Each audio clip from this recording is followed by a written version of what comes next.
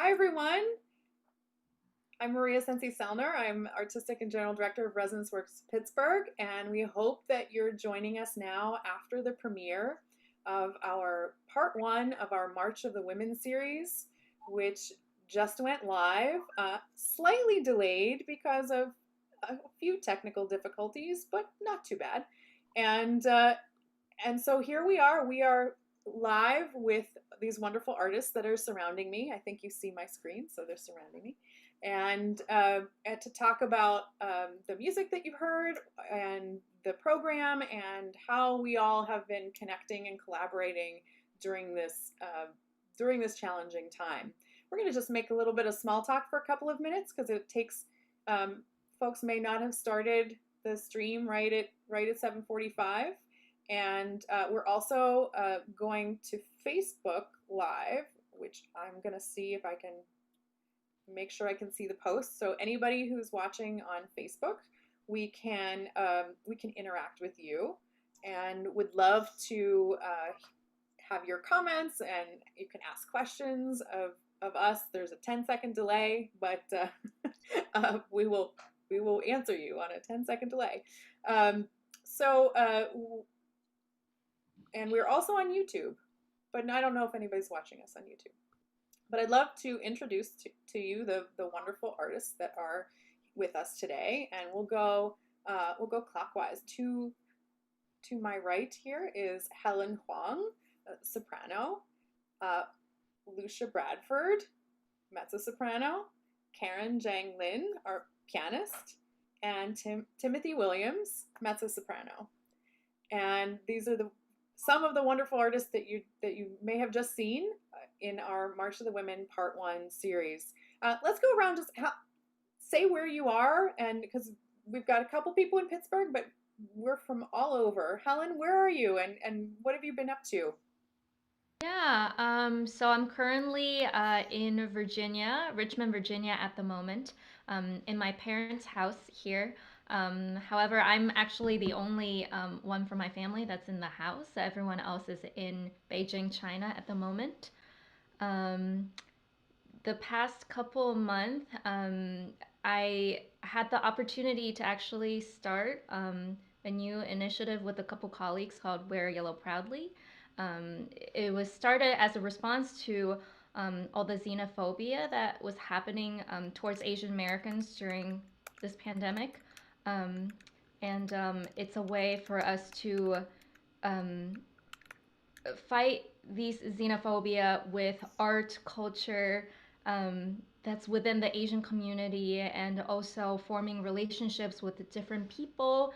Um, yes, I'm really excited to, share some positivity with the world with my art and with my culture.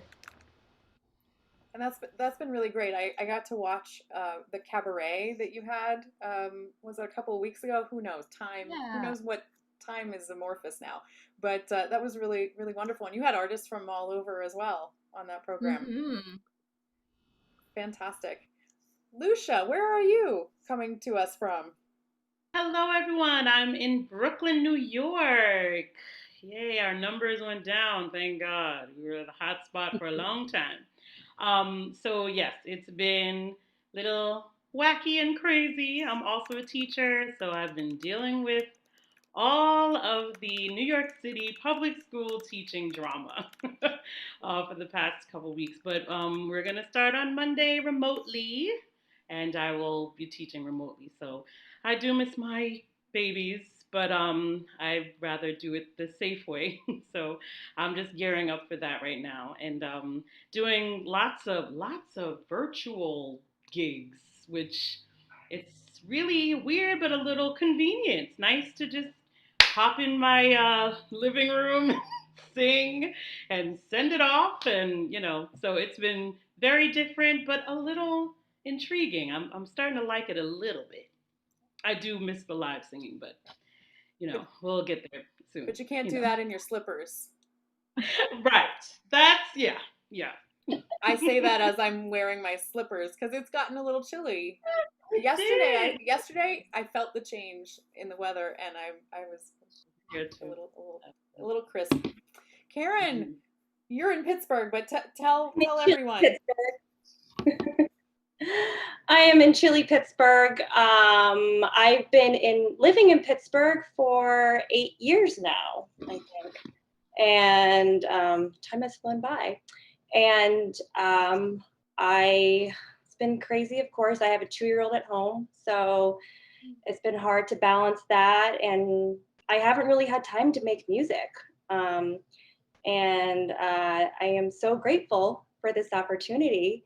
And I was talking to Timmy yesterday at rehearsal. Like, we just, in a way, having those couple months off was good because I feel refreshed. Like, it's like, feel refreshed and I have a clean slate and I feel like I'm approaching music a little differently because I have more time, and I just have had some time to clear my mind. And last semester I was subbing at Carnegie Mellon as a vocal coach, so I did a lot of virtual stuff as well, and making recordings and tracks and trying to coach via Zoom. And so that ended in May, but it's just been this mishmash of motherhood and I was starting to practice the late Beethoven sonatas on my own. Just trying to, keep the chops up, and then before you know it, it's fall in Pittsburgh, and I'm just very grateful for this gift of meeting. I never thought in a pandemic I would be meeting new musicians and new colleagues in the same city, or not even in the same city. So that has been a gift. That's very true, and I think this collection of people is a testament to that fact, and we'll talk a little bit more about that. But first, Timmy, tell us where you are. Hi, I also am coming to you from chilly Pittsburgh. I live in Wexford, and yeah, I echo kind of the sentiments of Karen. I have a young little baby at home. She just turned 1 last weekend, so it has been a whirlwind keeping up with her. And so, yeah, I've just been trying.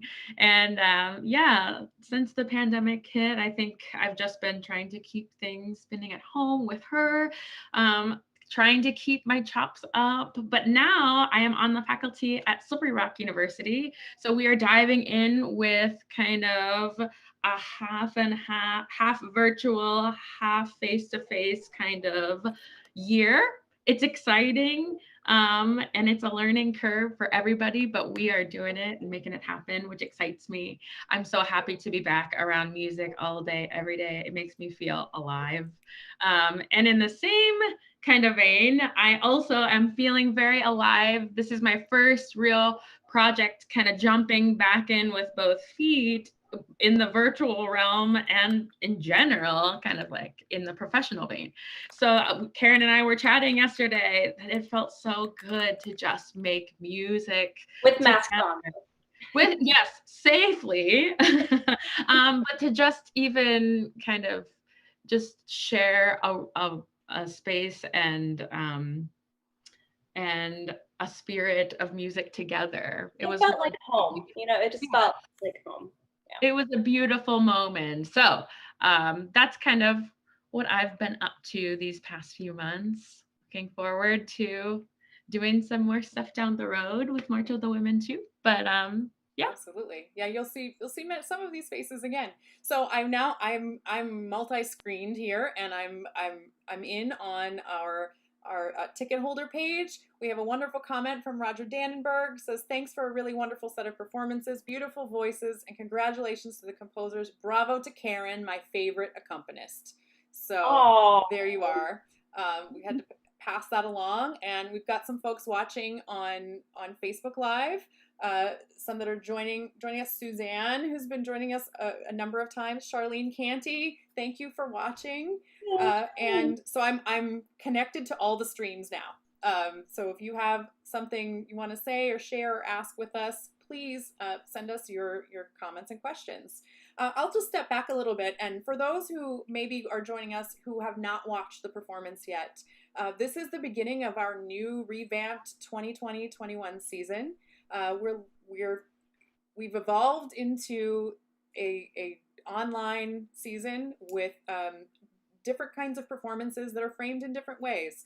So this is the beginning of a series we're calling the March of the Women, and uh, it is evolved from a program that got canceled last spring in April. We had one evening on our chamber music series that was to be an evening of art song by women composers in connection with the centennial of the ratification of the 19th Amendment, which just we passed that centennial in August.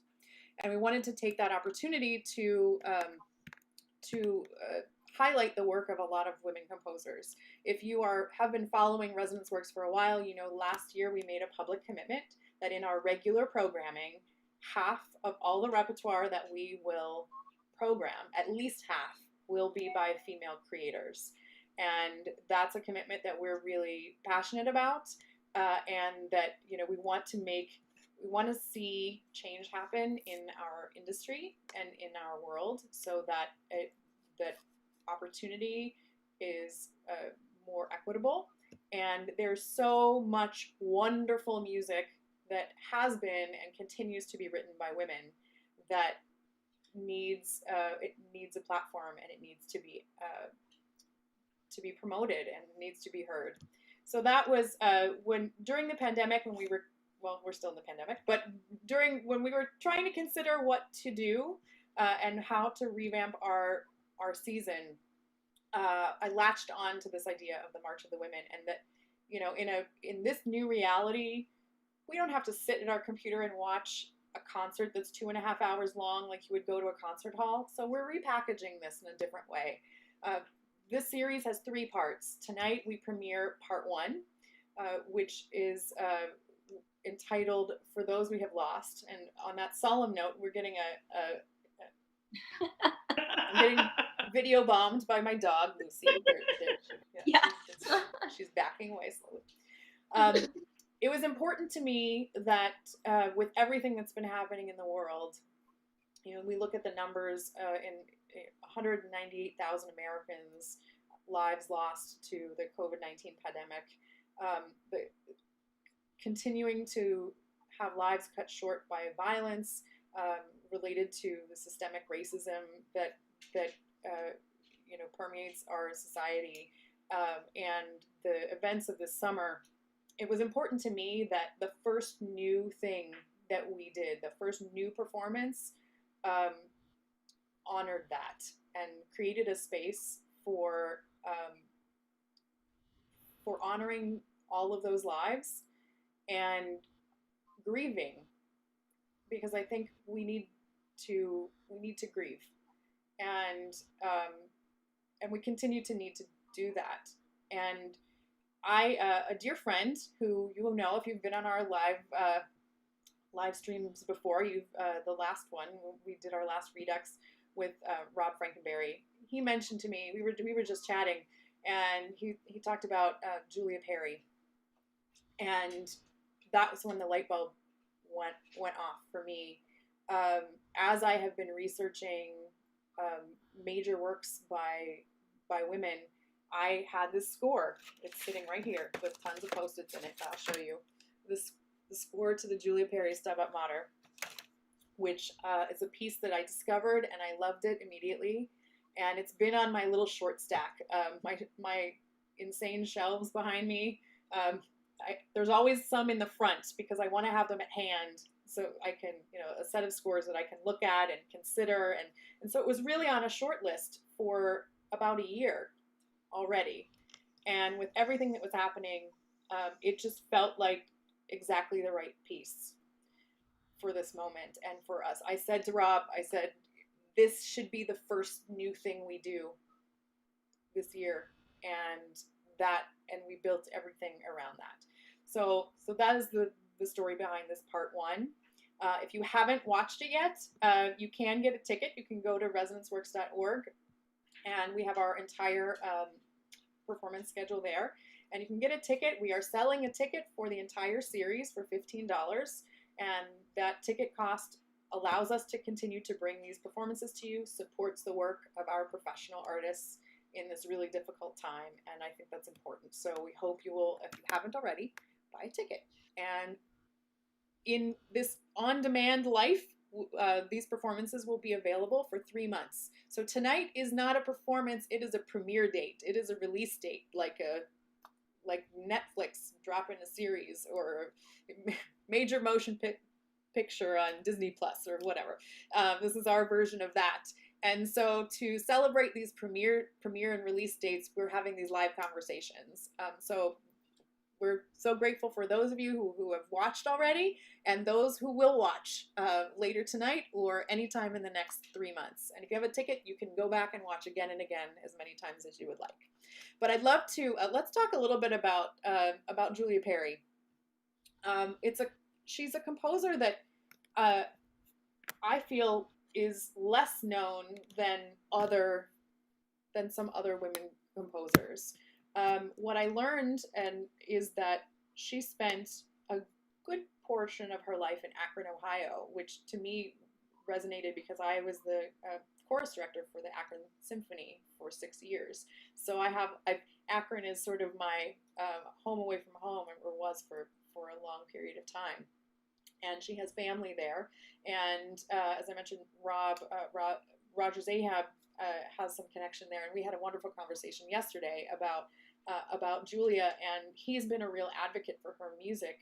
He's performed a number of her pieces with the University of Pittsburgh Orchestra. And I hope that, I told him last night, I said, well, I'm on the bandwagon. He has been an advocate for her, and I'm now on that wagon with him as an advocate for Julia Perry. But Lucia, Julia was new to you, right? Yes. Tell me about that. We'll talk about how you got involved in the project in a little bit. We'll go backwards, but talk about Julia Perry. Yes, when we talked on the phone, was it you that told me that she went to Westminster? I couldn't remember, but I remember like, oh my God, she went to my college. I was so amazed with that. And Westminster is weird like that. It's small, but so many wonderful, wonderful musicians and singers and organists and pianists have gone through there. So I was really happy to hear that she was at Westminster. So that was really great. And then I started looking into some more of her stuff. She had written some operas, and she has written some choral music, and her piece was featured at Lincoln Center with the New York Philharmonic. I was like, why? Like, and when I put it out on Facebook, there were some people that were like, yes, she's wonderful. I'm so happy you're doing. And I'm like, oh my God. I mean, people know, but she's just not, and listen, there are different sects. You have the female composers that many don't know. And then on top of that, she's an African American female composer, which puts her, I'm sorry, at the bottom of the barrel, because I mean, already if you're black being a composer, I mean, it was hard enough for us, but then don't be a woman, you know? So I was so happy to have her now on my radar. And of course, she wrote a piece for contralto. I mean, those pieces are few and far between for us. So, that's another thing that made me very, very excited. And there's some moment, like she writes well for the voice. There were moments when, of course, the theory definitely had to kick in, and the sight reading. I was like, okay. And I just listened to it more, but it really made sense. And she said that very, very well. I really, really, really enjoyed learning it and performing it. And I'm just like, yes, everyone needs to know. I'm trying to give it to all my contralto friends because it needs to be heard. So I was so happy to learn about her. And I'm going to look into some of those operas she has. I don't know. We'll see. Absolutely. And I think, everything you're saying, first of all, that piece fits you like a glove. I know, it felt good. I said, you better start me out with a low G, ma'am. Yes, I was so excited. We get the bottom, we get the top, we get. Oh yeah. It's really expressive, and it's really dramatic, yes. and it's a piece from early in her career. So we can be a little bit more specific about this. She I learned from Roger yesterday. She went to high school in Akron, and then she went to, of course, Westminster Choir College. She studied she studied at Juilliard. She studied at Tanglewood with Luigi Della Piccola, and it's during that period of time that she wrote the Stabat Mater. So it actually was kind of early in her career. She also didn't live that long. She only lived to, I believe, age 55. She had multiple strokes, and Roger had mentioned to me that when he got in touch, she wasn't able to communicate. He was able to send questions through a family member, and then she answered them, and was communicated back with him. And he actually, oh, sorry, my earbuds are dying. 1 second. This is the life now. Let's see. Where's AirPods? There we go. 1 second. Technical difficulties. All right. Someone say something so I can tell if this is working. Hello, hello, hello. Yes, there we go. Okay. We'll put the right one in while the left one charges. This is the life now. As I was saying, so he actually has a score of hers in her hand, and when she had a stroke, she learned to write with her other hand. So and she really was pushing to have a real career and it was a time that was very difficult for all the reasons you're saying, Lucia. And she studied in Europe multiple times. She won 2 Guggenheim fellowships. She studied with Nadia Boulanger. She won the Boulanger Prize for her viola sonata. But a lot of her music has been lost. So, we got to hold on to everything that we can find from her. I think it's such great music. I do have another score that we'll have to see if we can make that happen sometime soon. But I'm on the bandwagon for sure, and I hope that everybody who has watched is now a fan of Julia Perry, because I sure am, and we're gonna continue to keep her work alive for sure. But we can talk a little bit now. We'll stick with you, Lucia, for a second, because we have never worked before, and Timmy talked about making connections during the pandemic, and that really happened here with you. Yes. Yeah. And we have, I don't know if she's watching, but Demarius, our dear Demarius Cooper, is responsible for connecting us. Right. Right. I had a conversation with her, and it was like a week later, and she texted me, and she says, there's a singer that you should be in touch with, and that's how we met. And we met here on the Zoom. We've never met in person. We're here on the Zoom. If you watched the performance and didn't realize this, Lucia performed in New York, in Brooklyn. Yes. Yeah. Far away. In Brooklyn, New York, and I and our string quintet rehearsed and performed in Pittsburgh, to the north of Pittsburgh. So this was really an experiment and a challenge to figure out how to do this. But we've been on Zoom how many times? Right, and we just stayed in contact. Oh, Maria, thank you so much for this process, because I was like, oh, I've never done this before, but you were like, I've never done, it's just so great. We were both like, let's see how this is gonna work. And that first rehearsal, hearing you guys, and I had to be muted, it was so weird. So I was singing along and they were playing, and then it was just so weird. And I was like, oh my God, is this our future? But everything lined up. Everything, you guys worked so well, and they sound amazing. The string quartet, oh, I loved it. I was like, can't wait to be with them and have that kind of connection that we all know and love so much, from singer to instrumentalist. Love that. But they played so well. Really, really, really well. We are proud of our Resonance Chamber Orchestra musicians, and we had five of our string players that joined us for this project. Sandra Leal Santiasteban, Maureen Conlon Gutierrez, C.U., Elise Feigley and Jessica Sharp crew. They're fantastic, and I can tell you that we rehearsed twice outside in my driveway, which it's just behind my house. So the driveway comes up around here, goes around the back, and then Brennan and I went out and we measured. We took our tape measure and said, okay, can we fit 5 strings and me at appropriate distancing? And it's outside, so that's even better. So everybody was masked. The first day, Elise had said, she said, I have a 10 by 10 tent if that's helpful for like blocking the sun. And I said to her, I'm like, why don't you bring it? And it was really funny because she ended up in the only sunny spot. We've got some trees in the back that provide some shade, but she was in the sliver of sunlight. So we put up the tent, and she was the only one under the tent. I can't remember who. Somebody we had that set up, and then I think it was Maureen who was the last person to arrive, and we were just joking that Elise brought her own tent, which was hilarious, but it worked. It was really lovely. That was the first time.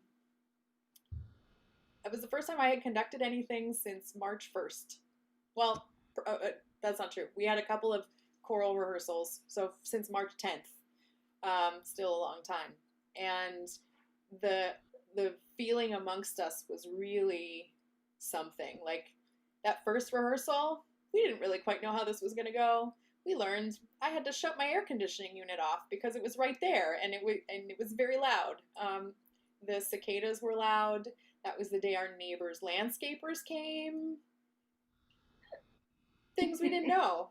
So in the last 15 minutes, the weed whacker made it really hard to hear anything, and it was a challenge. But then that second rehearsal, first one we did without you. The second rehearsal, we got an old computer and had Lucia on Zoom. So I was looking at a large semicircle of 5 string players and a big computer screen with Lucia's face on it from New York. And so we would turn you on and you would sing a line for us, and then you would mute and we would play, and then you could rehearse with us that way, which was a challenge, but it allowed us to actually rehearse and to talk about an interpretation, and to it was very helpful, and to make it feel like a lot of I think the online stuff that's happening, it can become a little bit impersonal, where here's the piano track, you record to this click, and we have to do some of that too, but we wanted this piece was not very conducive to that kind of an approach. We needed to have it be as organic as possible. So I'm grateful that you took on the challenge. I'm also grateful to know you now, and that I look forward to doing this and other projects together. Yes, and I echo all of that, and I thank you so much for believing in me, because you were just like, I don't know if you. Oh yeah, you did say you heard me a little, but I heard a clip on the internet. That was it, but yeah. Right, So that's always like a moment, like, oh my God, did I just, But it's been really, really wonderful, and I'm so happy to learn about Resonance Works. So we're happy. I'll be there soon. Absolutely.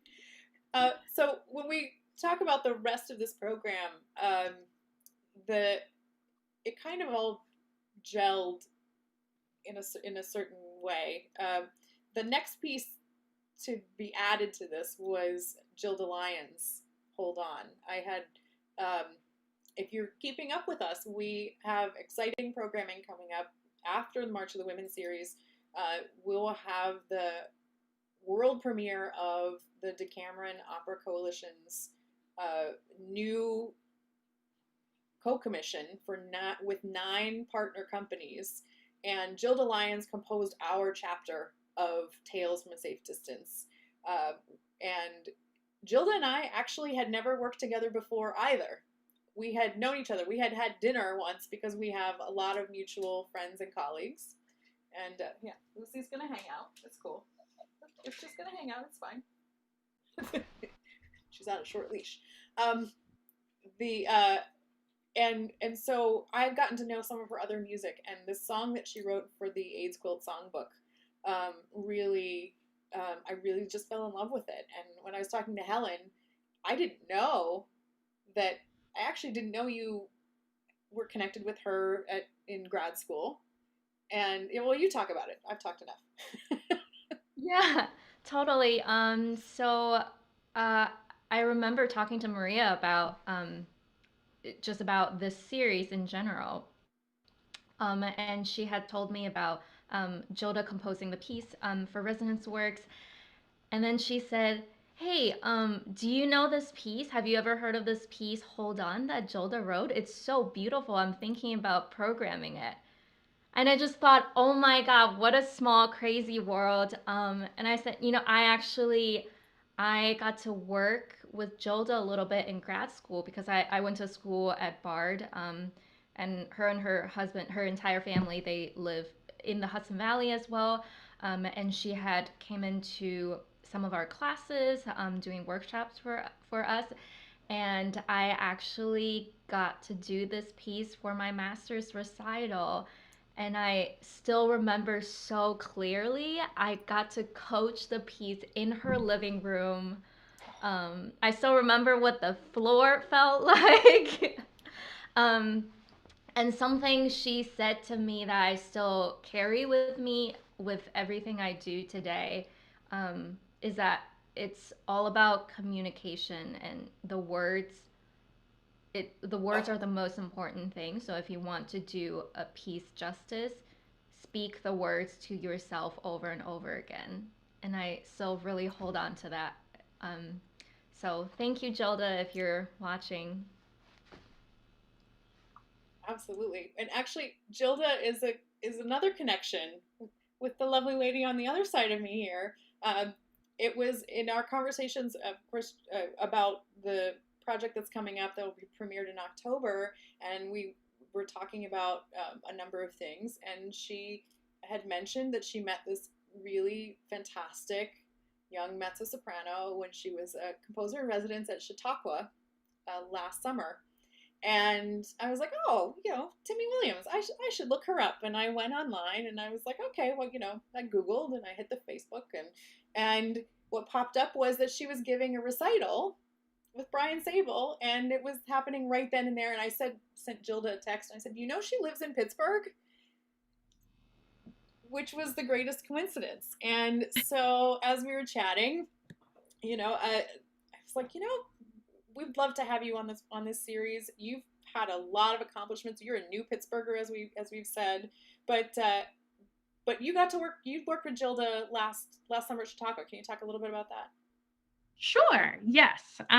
So I was a member of the Studio Artist Program at Chautauqua last summer.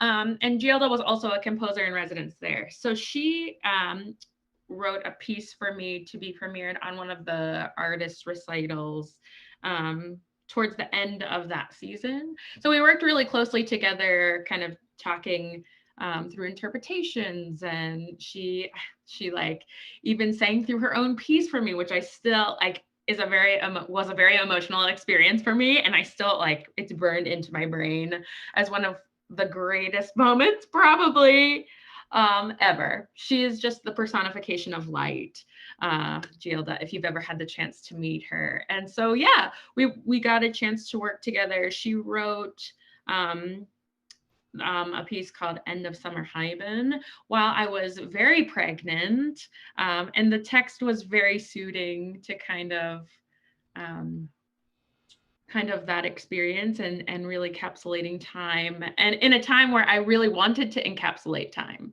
I was like feeling my child kicking through the whole recital, actually, that I premiered that piece. So it's very special to me. And she is very special to me. And so I'm so happy now to be connected to you, Maria, through her. So exciting. Such a small world, like Helen was saying. So great. Absolutely. And so I have I don't think we've listed the repertoire yet on our website, but the piece that Gilda wrote for Timmy, we are actually going to have on part 3 of this series. So in 2 weeks, we will premiere that, the End of Summer Hyben. as in our Voices of Today. And we'll talk a little bit more about the rest of the series in a moment. But for tightening this web a little further, the piece I asked you to sing is a piece that by someone who is we are very close to. I am very close to, and that is Nancy Galbraith. And the piece, Music When Soft Voices Die, of course, is the setting of the Shelley poem, and it was commissioned by Tom Octave in memory of a family member and also of Mimi Lerner, who was a fantastic singer and teacher. When I was an undergraduate at Carnegie Mellon, she was there, and a lot of my classmates who were singers had studied with her. And I just love the piece. How was the experience of learning it for you? You still never met Nancy, right? Correct. Yeah. Yes. So we'll fix that as a Neither have I. I think So we'll she have to- really. Oh, that's shocking. Oh, we'll fix that. I do have a Gilda connection too, but we can talk about that next week. Yeah, absolutely. Absolutely. Well, Nancy, we love Nancy, and I hope Nancy's watching. I think Nancy's watching, and has been live with us on these chats more than once. So Nancy's in no small part responsible for the fact that I'm still a musician. So that's we're super tight. But how was the experience of learning her piece? Sure. So because I have a little one, typically when I'm prepping music now, I'll wake up super early in the morning to do score prep so that I get it into my ear. I can do some rhythmic things, look at the text, but also kind of see where I might need to work later and make my practice more efficient. And I was sitting on my couch at 5:30 in the morning with my cup of coffee, weeping at this beautiful, luscious, it's like romantic in a way setting of Music When Soft Voices Die, and it really touched me in a way that I was not expecting in that moment.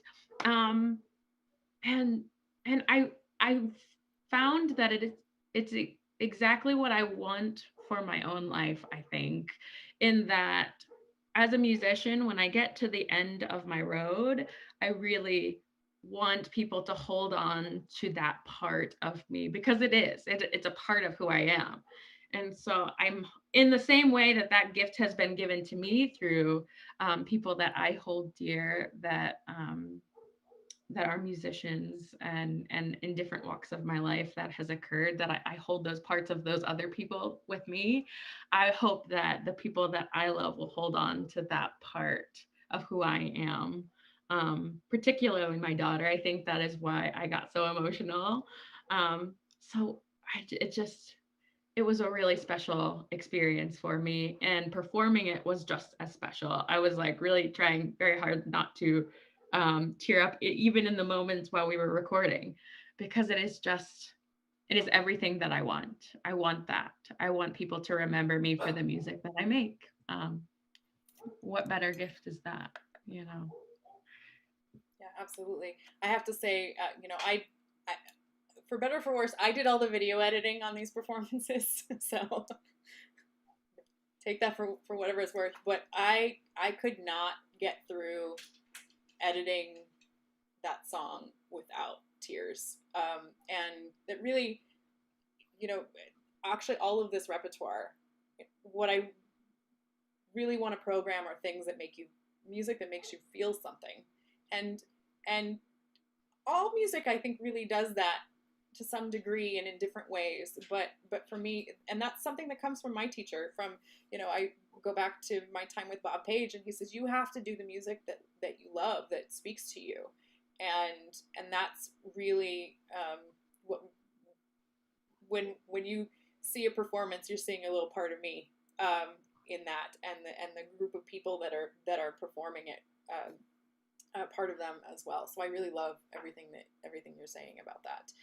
For me, there's moments, there are notes in that piece that they just push the button. Some people just really know. Gilda knows how to push that button too. And it's like the end of Bohème. If you've seen it a million times, but Puccini he's like, now I'm gonna push the button, and So. you know what's going to happen, and so that's really powerful, and what music can do. But um, I I I can't get I still can't get through Nancy's piece without tears. But so this is a little bit of a preview. On this program, Karen, you only played that one piece, but Yes. look out, internet. Look out. She's coming for you. So Get ready. Yeah, absolutely. And this is a great time for me to pivot and talk a little bit about what's coming up. So part 2 is going to be a longer performance. It'll be closer to an hour, and it is the most like what we intended to do in April, which is to have an evening of art song by a large number of women composers throughout history. We have kind of a very light survey happening. And in particular, we're focusing, we go back all the way. Helen does a piece by Barbara Strozzi. But really we end up settling in at a time where I think more than half of the composers on the program were alive or took part in parts of the suffrage movement.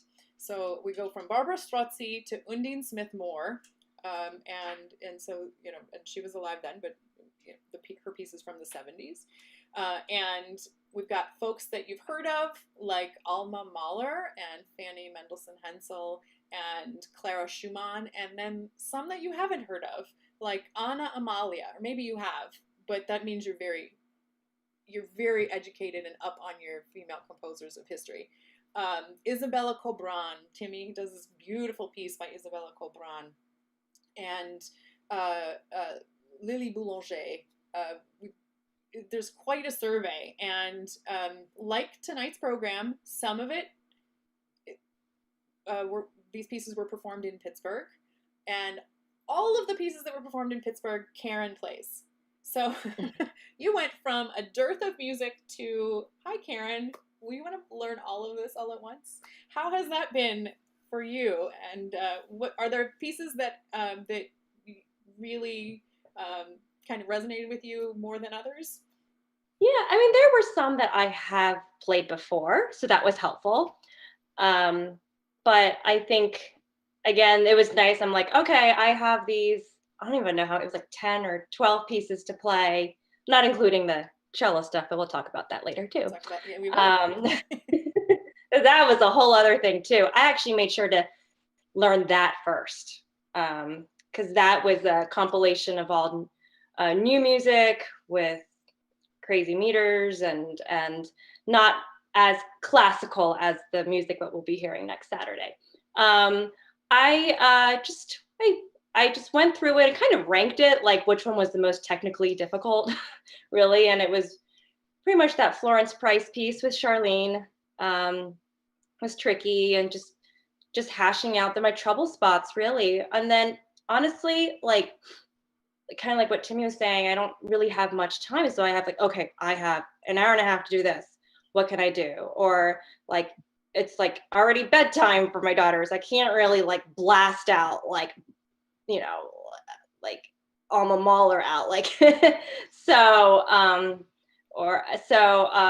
even just score study or mark my bars and find patterns and passages. And even just practice the singer's text, because that helps a lot too, especially when stuff with like that Amy Beach song that I was doing with Charlene. So it's been, I mean, nothing more like, it wasn't like crazy. It wasn't like, here, play like 8 grad recitals in a weekend. It wasn't like anything crazy like that. Well, it was like very that too, right? You've done that too. I do that too. But it was very enjoyable because it was all music that I liked, actually, Maria. And and usually, you get handed music, you're like, oh, okay, there's some I don't like, there's some, But all of the music spoke to me in different ways. Either it was the harmonies, or the text, or all the above, or just how the composer decided to do things and why. And it was just really interesting that way then, because I had to rehearse with the singers with like what like was like 1 or 2 rehearsals, and then we just had to record. And so that was a learning curve too for some singers that I hadn't even worked with before. So I told myself I really have to make sure I know the score really well. That if they're gonna go do whatever they, whatever rubatos they want to do, I will be there for them. So it was a very pleasant challenge, I will say, to learn all of that music, including all that the cello stuff too. Which we'll talk about in a second. But yeah, Yeah, we'll talk absolutely. about We'll talk about that in a second. But Well, I'm yeah, but so it was. grateful. I'm so Oh, grateful well, that I'm very grateful too. that you took on that challenge, because it was a lot, and this was the kind of thing that, as we talk about time being amorphous in our new reality, and when you finally it's been hard to have things that have a deadline, and all of a sudden we're like, okay, we're doing this in September, and look at the calendar. Yeah. Okay, well, here we are. And how many pieces, and for how many singers, and what does that all look like together? Because we have to micromanage each couple of minutes. We're talking about art songs that are 1 to 3. I think the longest is 4 minutes, but most of them are 1 to 3 minutes. But each one, each singer did maybe 4 of them, and in assembling all that and the details that are involved in that. And Karen, you're just solid as a rock, and I'm so grateful. And your artistry is impeccable, and so it is such a joy to finally have you on the stage, on our virtual stage. And art song is my absolute favorite to play too. So it's just, that's extra joy for me. So thank you. Yeah. Well, and so everybody can look forward to March of the Women Part 2 is entitled 4 Centuries of Song, and that premieres next weekend. It opens with a very special piece by composer Rachel J. Peters, which is called Ethel Smythe Plays Golf in Limbo. And it's literally English composer Ethel Smythe, who is perhaps the most famous suffragette composer, from the afterlife with her golf clubs, talking about her life as a composer and the difficulties and the all the things that she had to deal with, and kind of reflecting on things that have changed and things that haven't changed. And it's a wonderful, it's about 9-minute piece. And of course, who could we have to play Ethel Smythe but Miss Anna Singer? And we are recording that tomorrow, and I'm looking forward to it immensely. And everybody who knows Anna Singer, you can look forward to that. That will open. Ethel Smythe will have the first word on our 4 centuries of song, and then we will go through from chronological order, from Barbara Strozzi to Undine Smith-Moore. Part 3 comes 1 week after that. We will premiere on October 3rd, and this took shape because, in part, because we wanted to have a connection to the programming we had already scheduled for this fall, which was we were to give the second production ever of Jorge Sosa and Cerise Jacobs' opera I Am a Dreamer Who No Longer Dreams, which is a really amazing, powerful immigrant story that I had the distinct honor of conducting the premiere of last fall, in September of 2019, and with Helen, who was with us in the premiere as one of the main characters, Singa. And Helen was to come to Pittsburgh. She was supposed to be, not yet, she wouldn't have been in Pittsburgh yet, but in a couple weeks she would have been in Pittsburgh to do the second production with us. And it's a powerful work. It has an important message, I think. It tells stories of people. Jorge and Cerise poured their personal experience into this opera in such a affecting way, and I look forward. We plan to, not this season but next season, to bring that to Pittsburgh. And because it's a new work, we want you to experience it the way it's meant to be experienced, live in person in a theater, and we want to wait until that's possible in order to do that for you. Hi, Lucy. Excuse me. Anyway, pay no attention to the dog. It happens all the time. If you've seen me do this before, Lucy always makes an appearance. But Helen, we talk a little bit. Just give us a little bit about Dreamer, and then I'll make the connection to the immigrant songs. Yeah, totally. Um, I think what's really striking about Dreamer is that it's all about the immigrant experience, right? Um, yes, it's true that the immigrant experience is not a monomyth. Um, there's so we're all different, but there is something that really ties us together, and that's what this story does so well showing. In the beginning, you see two characters on stage. One is a lawyer, one is someone that's in jail, and she is a dreamer. Oh, by the way, every single character, there are only three characters in this opera, all women. All women. Um, so yeah, you see these two seemingly very different types of immigrant, and why one might be considered as a quote unquote model minority, um, and the other is someone that's in jail that is about to get deported. Um, and as the story go on, they realize as they talk to each other, they realize that they actually have a lot more in common than they thought. They both came into this country um, when they were 10. Both suffered a lot. Both faced a lot of hardship. Both faced discrimination towards themselves and their family. Um, and somehow along the way, their journey differed. Yeah, and it's just about how, as an immigrant, all of our experience can be so fragile, and even though you feel like you have solid ground to stand on, that's not quite true. It can be easily taken away. Um, and also just a sense of hope for the future, for our children, the future generation. We want them to have a better experience than we did.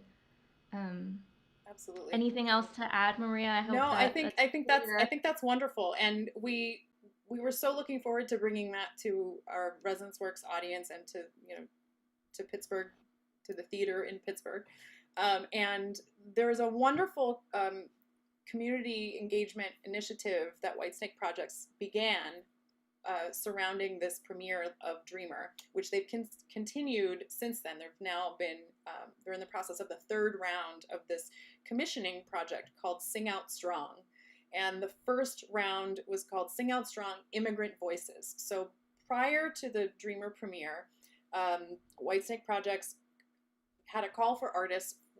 For writers and composers that have some kind of connection to the immigrant experience, and composers and these pieces of writing that were submitted were paired up, and they created 10 art songs that from this collaboration, and that were premiered before Dreamer. And it is our plan to do another round of Sing Out Strong Immigrant Voices commissions. And I'm a native Pittsburgher. I always grew up identifying as the granddaughter and great granddaughter of immigrants.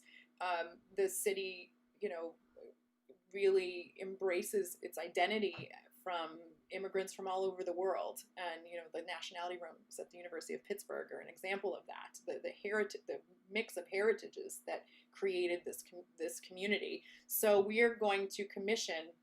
We're going to do a similar project. It all got postponed because of the pandemic, but we're going to commission a set of Sing Out Strong immigrant voice songs for our Pittsburgh chapter of this. And it is our hope that companies that continue to produce this opera will take up that mantle and continue to do that. So we can do the immigrant songs from Boston, we can do the ones from Pittsburgh, they can go on to other places. But we have these set of songs that were premiered in Boston, and a number of them were written by some really fantastic women. And so we can't do Dreamer this fall, but we are doing 4 of the Immigrant Voices songs on part 3 of March of the Women, which is called Voices of Today. Every piece on that program was written in the last 5 years. So it's all very new. It's all, like I said, you'll hear Gilda Lyons' piece, but the 4 immigrant songs are by Michelle Cheng, Kate Pakinskis, Sheila Ramesh, and Marina Lopez. And actually 3 of them are alums of Carnegie Mellon. That is just how it happened. There was no, it was, it's wonderful. They're great pieces. Helen actually wrote one of the texts. Jorge, who composed the Dreamer opera, wrote one of the texts, and Helen wrote a text. And talk a little bit about your text and the song, because we loved recording it. I should say these are the cello pieces Karen was referring to. They were all written for either soprano or mezzo soprano, and piano and cello. So Karen and Katja Jampladian and I recorded yesterday all of these 4 songs that we're going to do, and those recordings then get zhuzhed up a little bit and sent to Helen and to Maria Lopez, who was to be our Rosa in our Dreamer production. And Maria is in LA. If you've been with us from the beginning, she sang the De Falla El Amor Brujo with us back in 2015. And so we're really excited to have her back eventually in person, but for now virtually, and doing. Helen and Maria will be doing each 2 of these songs. But Helen, tell us about Michelle Cheng's song after your text.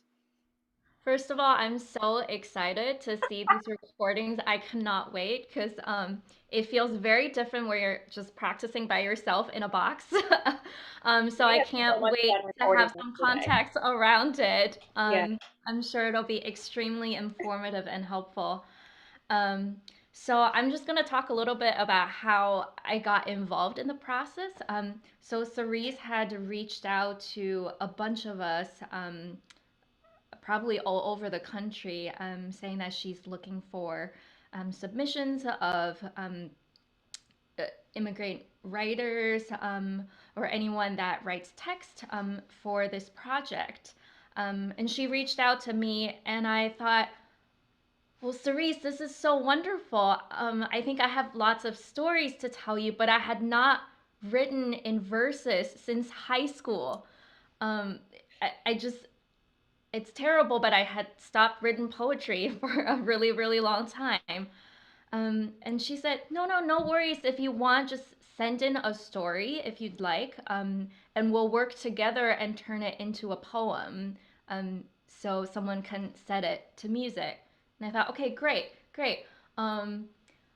I definitely still remember my first day having to speak English, and that was when I went to middle school here in Richmond, Virginia. And I remember so distinctively, it was probably around 3 days after I had arrived in this country, still quite jet lagged. And I went in, I had taken English when I was in China as a kid, but as a kid, language classes are so basic. You learn the alphabet, you learn how to say hello and greet people, and that's pretty much it. Um, and I went in, and everything just sounded like gibberish to me. And for some reason, um, when you don't understand a language, someone else is trying to communicate to you.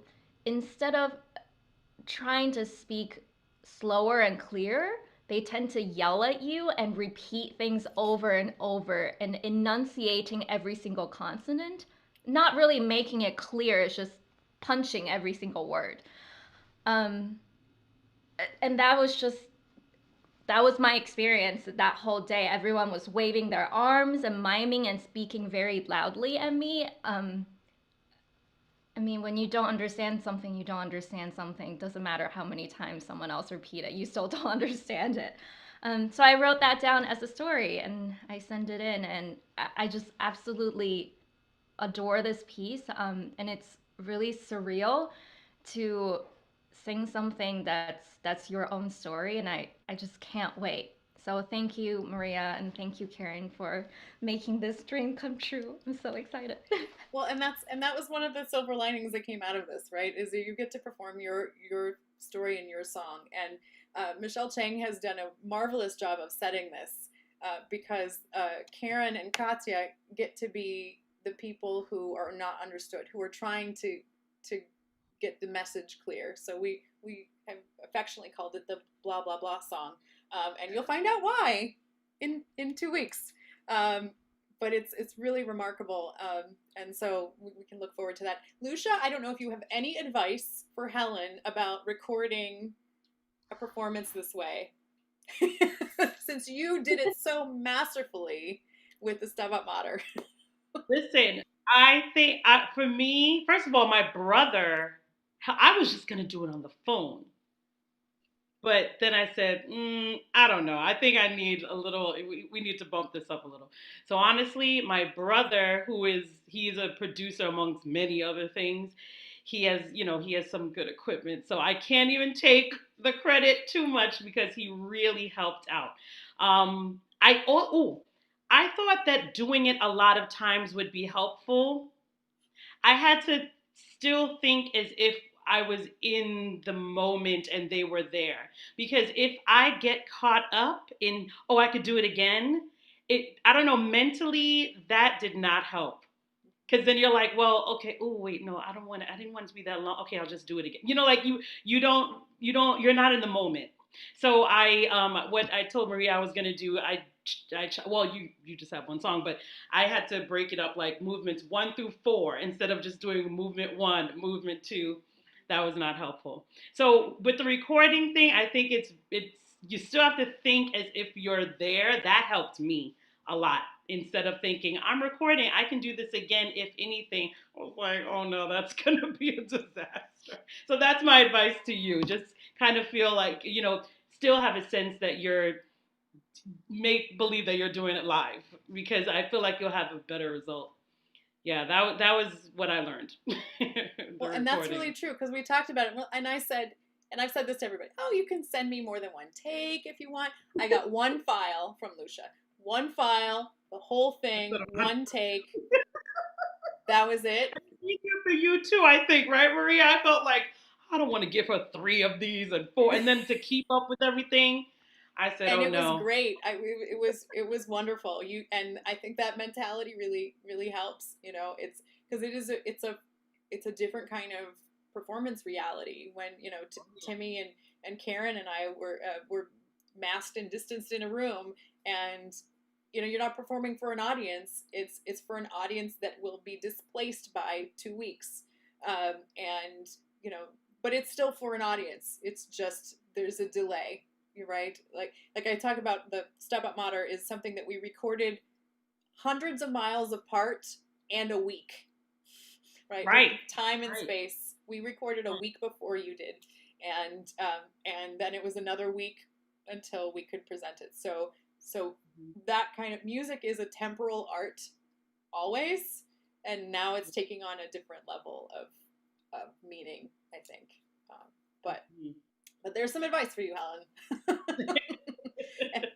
and Helen's doing two of the immigrant songs, and Maria is doing the other two. We also have a couple of pieces that are not songs on that program, Voices of Today. Dawn Posey, who's a regular violinist with us, is performing a piece by Missy Mazzoli called Vespers for Violin. It's her first time doing a piece with violin and electronics, so that's going to be really exciting.